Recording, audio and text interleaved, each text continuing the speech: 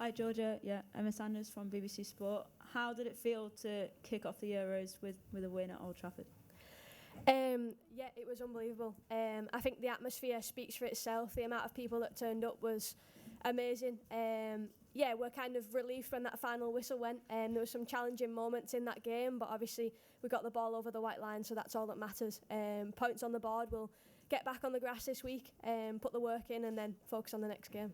Is it important now that you build on that momentum and that feeling towards the end of the game where you had the crowd sort of on your back? Is it important to build on that? Yeah, definitely.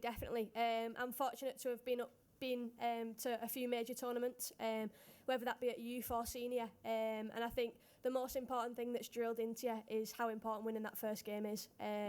Whether it be for momentum, just getting points on the board, puts you in kind of a good position. So yeah, that was the main focus of today, is just getting them points on the board, just being able to settle ourselves into the game. Obviously, it wasn't at the standard that we want to be at, but there's room for improvement. Yeah, I just wondered whether Sarina had maybe given you a bit of a telling off when you got back to the changing rooms, or was it all quite positive? No, it was all positive. I think the occasion is massive, and I think obviously there's going to be a little bit of nerves, but when the ball's on the ground and we can kind of play our football and get our style of play on the move, then that's when it speaks for itself, really. And that's obviously when people can become more comfortable in the game. So yeah, no, it was all positive, and I think that's how we work. Nice one, well done. Thanks, Emma. If we can now go to Gail from Sky.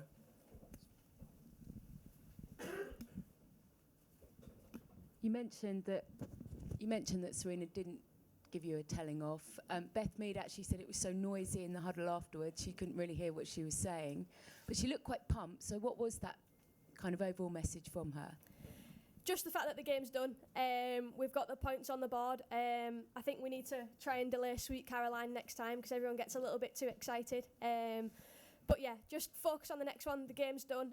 Now it's time to just spend a little time with our families, see them, and yeah, just focus on recovery. The girls doing the blowout tomorrow, get their minutes and get their meters on the grass, get everybody up to the same level, as in meters wise. And yeah, just go from there, crack on. You talked about needing to up the levels and improve. Which particular areas were you most concerned about today? I wasn't massively concerned anywhere. I think we've got massive belief within our squad, and I look round and I wouldn't swap anyone out. But yeah, I think we spoke about 2 points at half time, and they're 2 points that we could implement into the second half. I think it's just about us, really. I think we've got to forget who the opposition are and just focus on us, focus on how we want to play. The work that we've been doing in the week, we need to put that into practice and obviously stick to the game plan. And just finally for me, what was the best bit of today? I think the noise. I think although it was hard to hear information, it was hard to hear from the sidelines, it was hard to hear Kira shouting me from behind. But no, I think the noise, I think that just shows where we're at. I think that's the standard that the fans have set. We need that at every single game. Bring the noise and it can rattle oppositions. Thank you. Any further questions? Jen?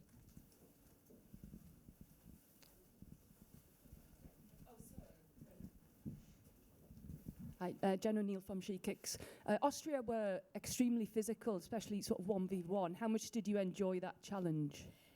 Yeah, I think that's a bit of me. I quite enjoyed the rough and tumble today. Give it to Austria, they were unbelievable. They challenged us in areas today and they put us outside of our comfort zone.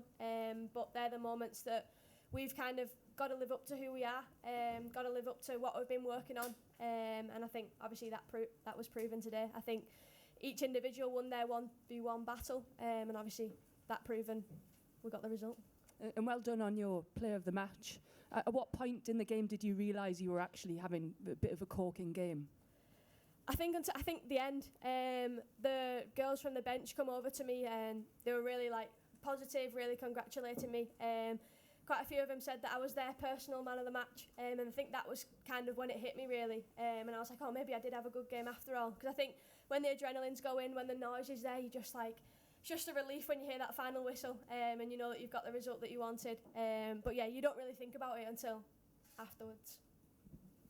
Thanks, Jen. We'll go to Adam Millington whilst the mic's at the back.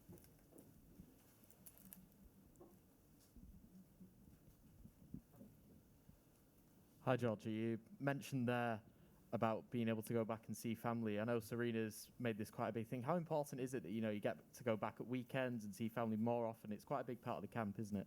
Yeah, I think it's massive. I think it's just really nice to be family orientated. I think when you're on camp for a long period of time and you're kind of in that bubble, you're in that routine of going training, coming back, eating, sleeping, and it's kind of really nice to just mix things up a bit. It's nice to get the family involved because as well they're the ones that have sacrificed everything in order for you to be where you are. So yeah, I looked up today. Not sure how they managed it, but the full Stanway family was on the front row looking above the dugout. So yeah, I really enjoyed that today, and I'm looking forward to getting this press conference over. I'm going to give him a big hug. Thanks, Georgia.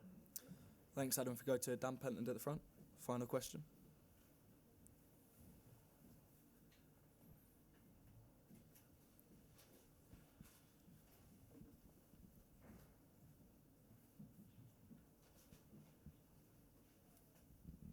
Hi, Georgia. Congratulations, Dan Pentland, FAWSL full-time.